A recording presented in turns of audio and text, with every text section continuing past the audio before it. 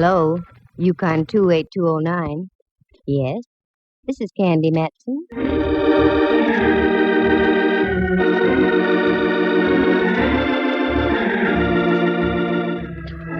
Do you have a little unsolved murder in your home?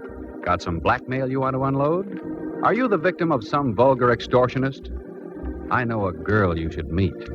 She may not be the greatest private eye in the world, so what if it does cost you $300 or $400? She sure is sweet.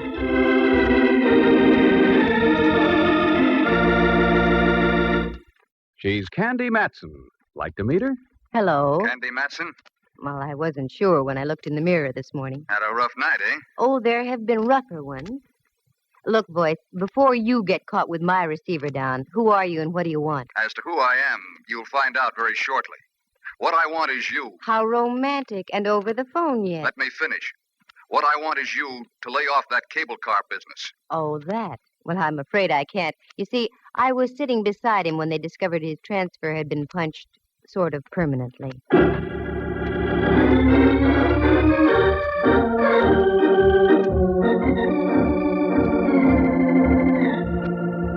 That's how things happen with me. I get into the craziest routines. You see, I used to be a model. I've been told I have the proper displacement for such a career. But I found there wasn't enough money in it. A girl has to maintain a nice apartment on Telegraph Hill, keep enough clothes to highlight the displacement I mentioned, and also eat, doesn't she? Sure. So I turned private eye. You meet a better class of people, mostly named Rigger or Mortis. Now take this cable car deal. It's positively fantastic. But after all, this is radio, isn't it? Like to hear how the whole thing happened? Leave us trip along to Act 1.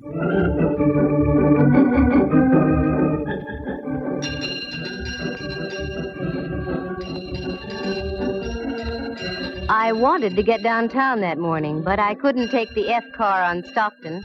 They were ripping up about 87th Street, which is par for the course. So I walked down Telegraph Hill and up to Mason. That's where the Bay and Powell cable car stops. All aboard! Come on, Lana, show that shapely ankle. We gotta make the Fairmont by Whitsuntide. The car was loaded, and so was the character next to me. I tried to budge into the seat between him and a fisherman's wharf dowager, but I couldn't quite make it. I'd forgotten my shoehorn. Say, pardon me, but would you mind reading your Wall Street Journal over that-a-way a bit? I'd like to sit in here. Oh, if you insist. A knight of old. He budged his hips a quarter of an inch, and I slipped in, ready for my rocket ride over the hill and down into town. The trip, as usual, was uneventful. 3 smashed fenders and several choice words I'd never heard before, but I wrote them down. By the time our prairie schooner reached the turntable at Market Street, the crowd on the car had thinned out. But Buster was still beside me, his head buried in common and preferred. Market Street. I started to get down. Hey, lady, take your boyfriend with you. We're heading back up the hill. Boyfriend? I'll sue. He looks like the advance man for Lewis and Clark. How do you like that? He fell asleep over his stocks and bonds. I looked again. Hipsy wasn't asleep. Hipsy was stone cold dead on Market.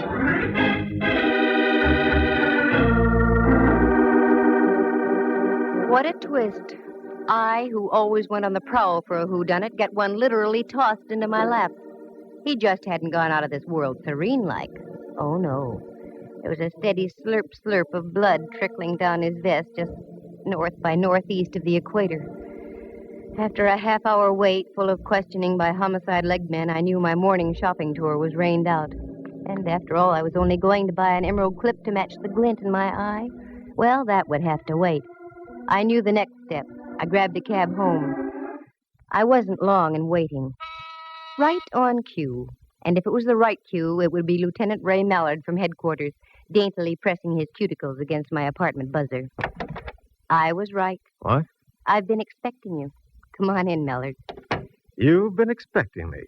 Why, Candy? Naive little rover boy, you. Have a drink? No, I'm not in the mood. Just make it a double. Sit down, Mallard, and let's be civilized. Take off your hat. It is off. Oh? Candy, for once I'm puzzled. You're just saying that. Yeah, because it's true. I've checked and rechecked. No matter how many loose ends I tie together, I still get no connection between you and Dwight Ellsworth. Dwight Who'sworth? Ellsworth, your extremely limp traveling companion on the cable this morning? Mallard, I can give you an angle on that. Yeah? Yeah. The angle being that I didn't know him from Adam. Level? Straight. Oh, look, honeypot, this mediocre dialogue is getting us nowhere. What did you haul your size 11s in here for? Oh, frankly, I don't know. Here, fill it up, will you? Well, you're not just going around in circles, Mallard. You're going around in doubles. Yeah. Like I've said before, Candy, you've got a pretty view from here. Oh? Wait till I turn around. I mean from your window. Look at that ship down there, just docking. Where? Down there. There's romance for you. Probably just in from the Far East. Here's your drink. Oh, thanks. You know, it is sort of romantic. Don't you think it'd be fun to jump on a tramp like that and whisk off to the South Seas? Hmm? On a honeymoon? No. That's what I thought. South Seas. Mallard. Don't call me Mallard. Why not? We're just playing for ducks, aren't we? Oh, very crisp. Playing for ducks. No, Candy, we aren't. Not in this case. We've got a dead man in our hands. Rudy Toot shot right through the heart. And you were sitting next to him. Sure. Go on now. Get out of here. What? You heard me. Lift your hindquarters and get back to headquarters. Candy, I don't like that look. You've got something on your mind. Yeah, but you wouldn't recognize it if I told you about it. One word of warning. Don't dabble. You're in deep enough. Got it? Got it. Here's your hat. Grab it. So long, Mallard. See you around a jailhouse sometime. Fie-fo-fum. 'Twas then I smelled a big fat fee. That great, big, kind of attractive Mallard. He missed the boat. Oh, he saw it, but he missed it. It was that ship he saw docking. That was the first time I came out of the dark since my Tunerville ride down the hill in the morning. I needed help, so I called an old friend of mine, if you can call that help. Rembrandt Watson was his name. He was a photographer and other things. He spent most of his life in the darkroom dabbling with bottles. His negatives and prints were sharp. His thought processes not quite. But he'd given me assistance in the past, so I called him. Rembrandt Watson speaking. Photography, portraits, and camera work. Yes, Rembrandt, I know. Also available for gardening, janitorial service, and babysitting. Rembrandt, it's Candy. Especially if they're over 21. Who? Candy? Now you're tuned in. How dare you, baggage. I was experimenting with a new type of formula. 90 proof for 100. 100. And Candy, it works beautifully. There's a delightful little pixie in a pink ballet skirt in my living room. Well, leave her there and get over here immediately to my place. Take a cab. I'll pay for it. I'd much rather have a handsome carriage with a brace of chestnuts. You've got 'em in your head. Now just do as I say and get over here.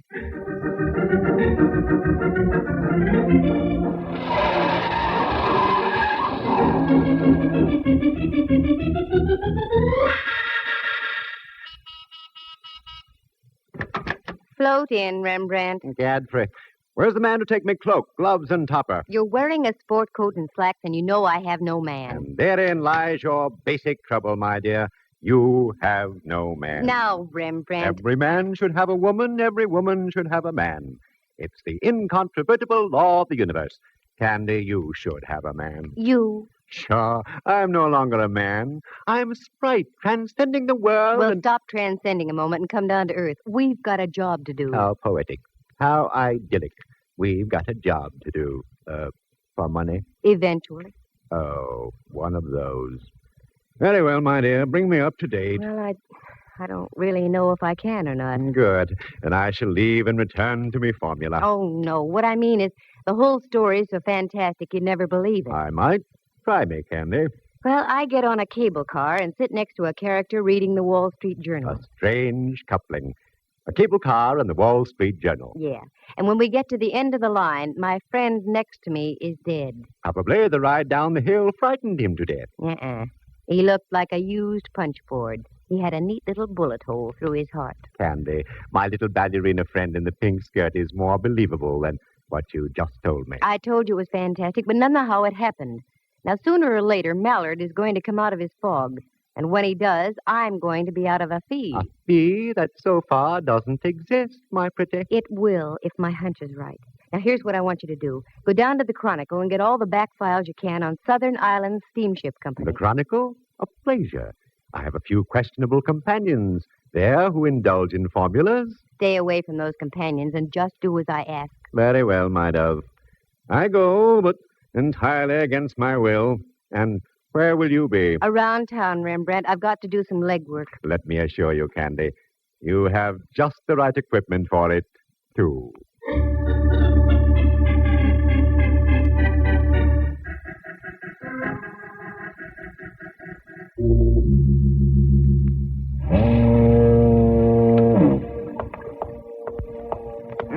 What a joint. I'll bet they mount slit gullets on the walls instead of deer heads. Well, come on, Candy. Get your tools out and screw up your courage. Yeah, miss, what'll it be? Nothing right at the moment except information. Information, water, both free. What do you want to know? Well, I'm looking for the purser off the Dwightsonia. I hear he does his shore duty in here. That's right. Name Campbell. That head on the table over there belongs to him. Thanks.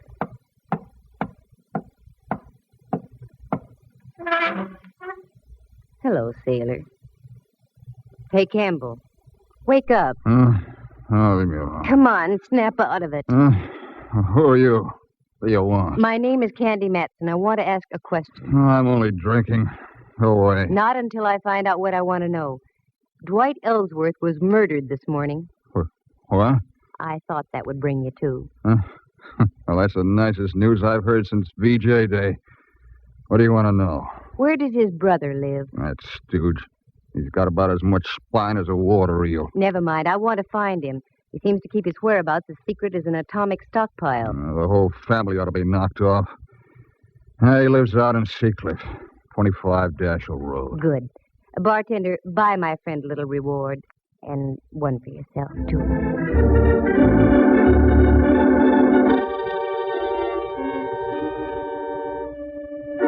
Well, so far, so good. Oh, how did I know about Campbell, the purser? Well, you see, I have quite a few friends, most of whom my pal Mallard doesn't approve. So I grabbed a cab and navigated the driver out toward Seacliff. It was so foggy I couldn't see the meter.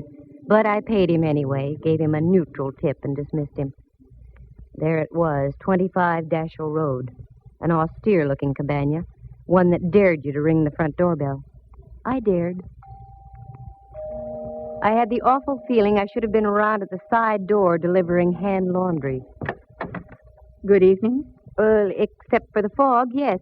Is Mr. Ellsworth in? Yes, he is. But I'm afraid I must ask you to leave. There's been a death in the family. I know. That's why I'm here. Come in, please. Thank you. Walk this way, please.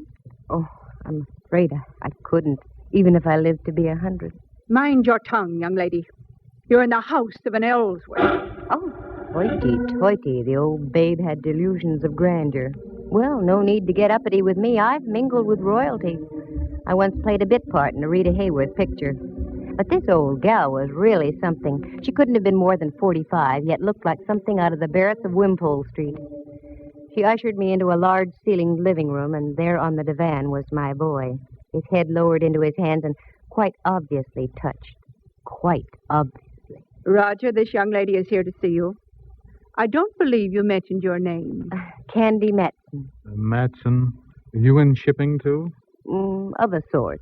Oh, this is my wife, Miss Matson. You'll pardon me if I don't seem hospitable, but my brother was murdered this morning. I know. I was sitting next to him when it happened. You were? Don't talk to her, Roger. I don't trust her. This whole thing is a threat of some kind. No, it's not a threat. It's a business proposition. I'll come right to the point. You see, I'm a private detective. Oh, one of those persons. Put your nose back down, Mrs. Ellsworth. I want to get the show on the road. Yes, I'm a private detective, and I'm in a spot, too. The police think I'm connected with the case in some way, so I'm here for a double purpose. I'm listening, Miss Matson. Roger, I forbid you to speak with this woman. Too late, Mrs. Ellsworth. Now, this is it. I'm in this business to make money. Give me a check now for $300, and I'll find out who killed your brother. And I'll also clear myself. Roger, I'm warning you. Naturally, you want to see the killer of your brother brought to justice, don't you, Mr. Ellsworth? Don't you? Yes. Here, I'll make a check out right now. Thank you. Just make it out to Candy Mattson. payable today. A lovely collection of guns you have, Mr. Ellsworth. You hunt much? Oh, yes. Yes, my wife and I are quite fond of shooting. She's an excellent shot. There you are. Thank you. I'll be in touch with you sometime tomorrow. Mr. Reed didn't say a word. She just stood there against the fireplace and shot sparks through me. After I waved the check in the air a few times to dry the ink, she showed me to the door.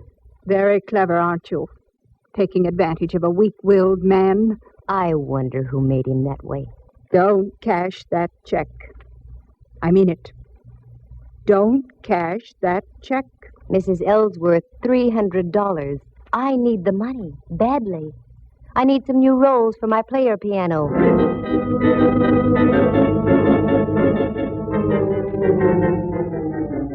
I buzzed back downtown. I wanted to cash that check in a hurry. I knew of only one person who would give me the crisp green at that hour of the night. Uncle Charlie, the honest miller who ran the chase room. Uncle Charlie, in the strict sense of the word, was a gentleman. So with a tender little pat on my cheek, he cashed the check, and I went up Telegraph Hill and home. All of a sudden, my eyes did a couple of inverted loops. Oh, my lights were on. Who's in here? All right, speak up. Oh, Candy, the light of my life. Come join our party. Oh, Rembrandt, you gave me a scare. You don't scare easy What? either, Candy. Got something on your mind? And Mallard. Well, how ducky, a midnight soiree. What goes on here? Well, that chicken you had in the icebox is delicious. Was delicious. Looks like you've done everything but eat the bone. Your vintage is superb, too, Candy. Have a little formula? No, now, come on, what gives? That's my line, Candy. What gives? You're in on something, and I want to know about it. Oh, Mallard, believe me, it's nothing. I'm just trying to parlay a couple of hunches. Tall hunches. Look at all those clippings on the South Sea Island Steamship Company. What are they for? I meant to tell you, Candy, I had remarkable success down at the Chronicle. There's everything you want on that steamship line. Oh, Rembrandt, did you have to tell the whole world? Candy, you chide me unnecessarily. I merely had the clippings on the table when Hawkshaw here walks in on me. Okay, Candy, take it from there. I can't tell you yet, Mallard. Nothing makes sense yet. I've got about 4 loose ends that need tying off. If I'd only put 2 men to following you, I'd save myself a lot of grief. 2 days, that's all, Mallard. Just give me 2 days. I think I'll have it for you. All right. But don't forget, the boys down at Kearney Street headquarters don't love you the way I do. 2 days. No more or less. I gotta go. Thanks for the fowl, chicken. Very gay. Here, Rembrandt, here's $50 for you. 50? My word. What's all this talk about a recession? Go on and take it. Go someplace and stabilize the economy.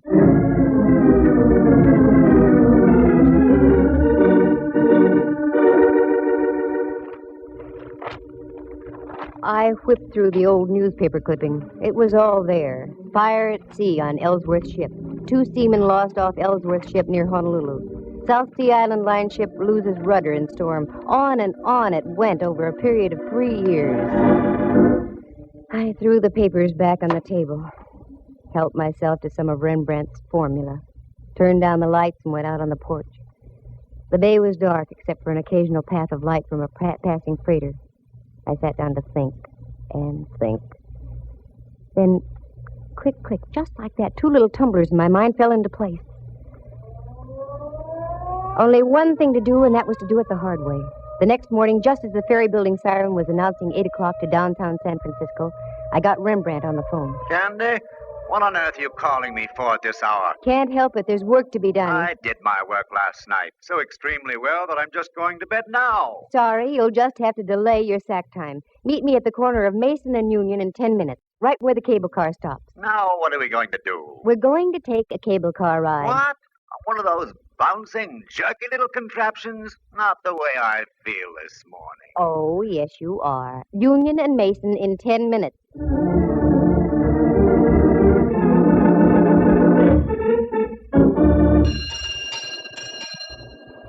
All right, Rembrandt, get on. This is the silliest thing you've ever done, Candy. Maybe. We'll see. Dwight Ellsworth was already on the car when I got on here, and alive. How could you tell? He mumbled something when I asked him to move over. Sounds logical. Although I once remember stumbling into a corpse who mumbled for hours after it had been liquidated. Rembrandt was in one of his rambling moods, so I let him alone. The car pulled over Mason Street, down Washington, and then swung on to Powell and up the hill. Now I watched the buildings and apartments carefully. There was a little red brick building, now a big apartment house, a woman's residence club, and so on. Then over the hill, more apartments, and the possibilities petered out at Bush. Well, only one thing to do. Canvass all those blocks between Washington and Bush. Okay, Rembrandt. Off the car. Strangest corpse I ever did see. What'd you say, Candy? Off the car. Come on. Now what? I just want to get to bed. Well, not for a long time, Boy Blue. Now, here's the pitch. You take this building, and I'll take the next. We'll alternate as we go along. Ask if a tall woman with a horsey face and dressed something like Queen Victoria ever lived around here. Oh, Candy. I know it sounds wild, but it's got to be A done. horse with a tall face and dressed something like... Oh, Rembrandt, look at me. Get that smoke out of your brain. A tall woman with a horsey face and dressed something like Queen Victoria. You got it? Got it. Okay, get going.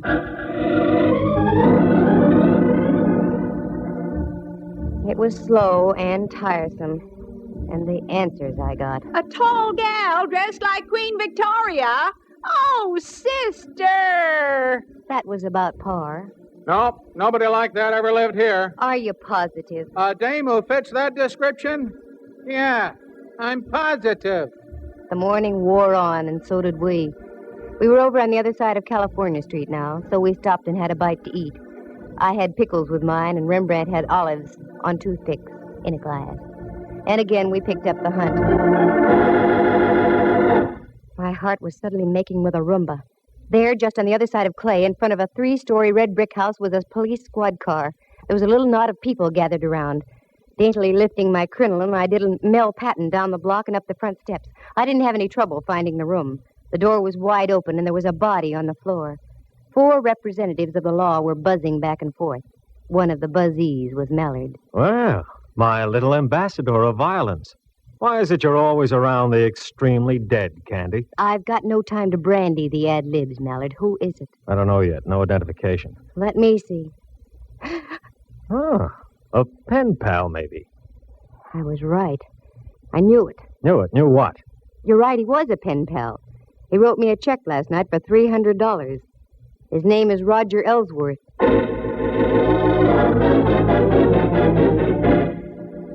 Very interesting. Must be open season on Ellsworths.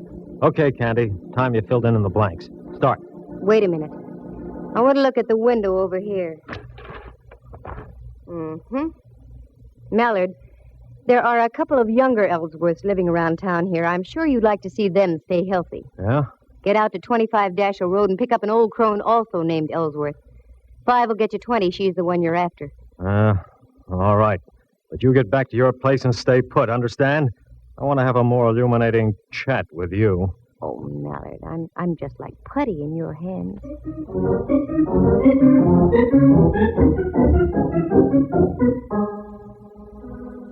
The moon was coming up over Diablo and spraying a path of silver on the bay. Still no Mallard. I wondered what could be wrong. Well, this was it. This was the showdown. Have you seen a tall face with a horsey woman? Oh, Rembrandt. Candy, I'm so mad at you, I could... Oh, what's the use? Now what's the matter? What's the matter, she says. I've been roving all over Powell Street, ringing doorbells.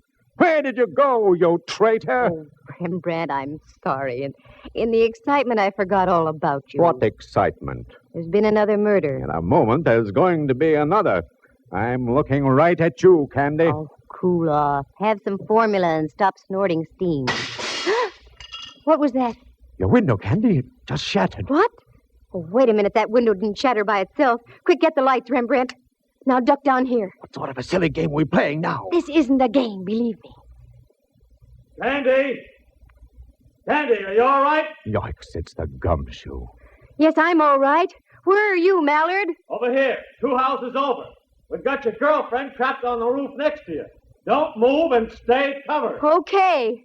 All right, Mrs. Ellsworth. Are you coming down peacefully, or do we have to play cops and robbers? I'm not coming down until I get that Candy Mattson. She did it. She forced me to kill my own brother-in-law. Have it your own way. Okay, loosen her up a bit, boys.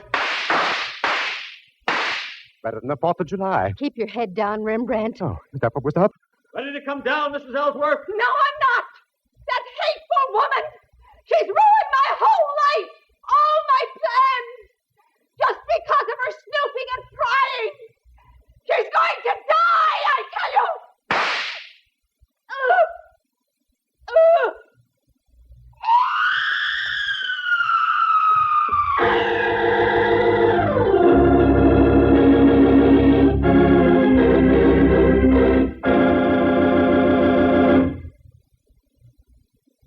It was a miracle, Candy. You must have moved slightly just as she shot at you. Well, it was too close, I can tell you.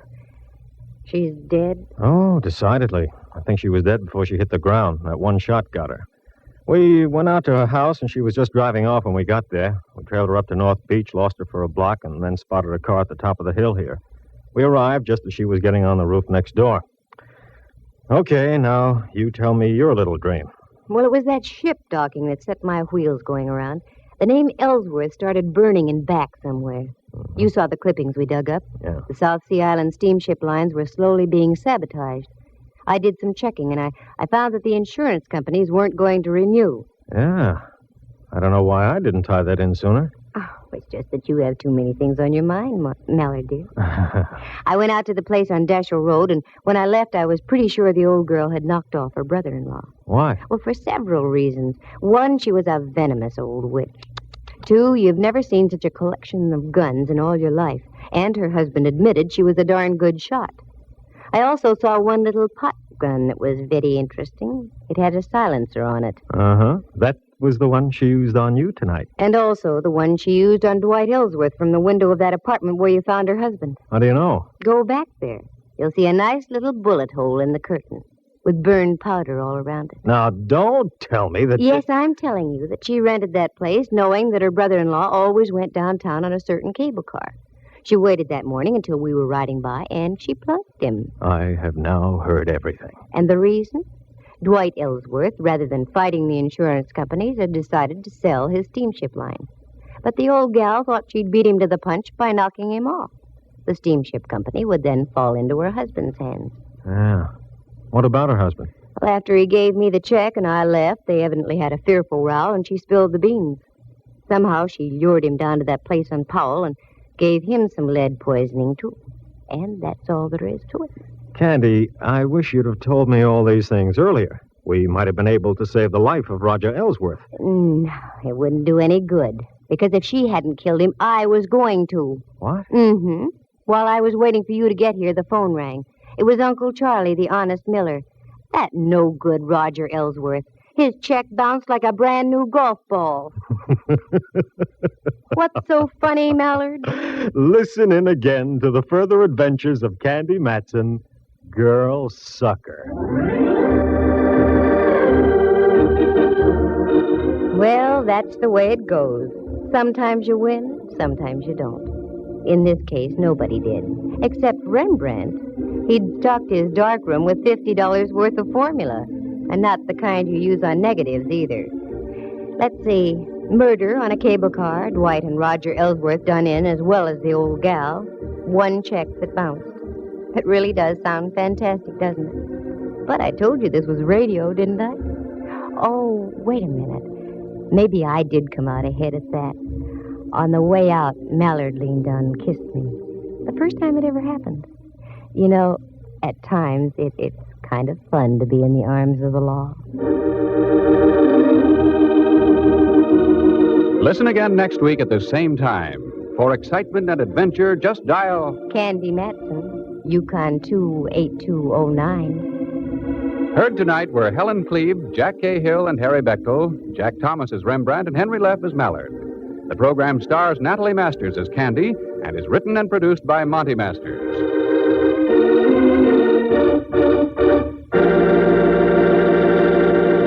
This has been a presentation of NBC, the national broadcasting company.